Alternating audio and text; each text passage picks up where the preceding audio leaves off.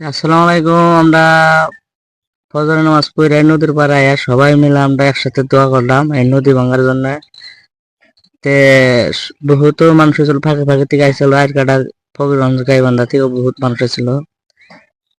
বহুত মানুষ ছিল, নদী ভাঙার জন্য দোয়াটা করলাম। আপনারা সবাই ভিডিওটা দেখে ভিডিওটা অল্প শেয়ার করবেন মেসেজ দেখানোর জন্য।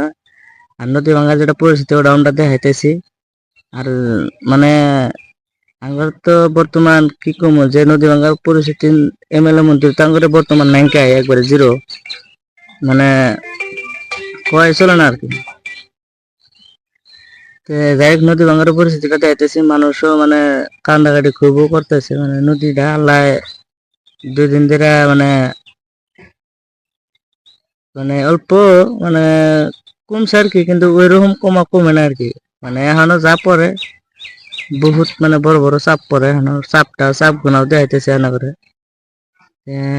আপনারা অল্প দোয়া টোয়া করবেন আর ভিডিওটা অল্প শেয়ার করবেন, দেখেন ভাঙ্গার পরিস্থিতি।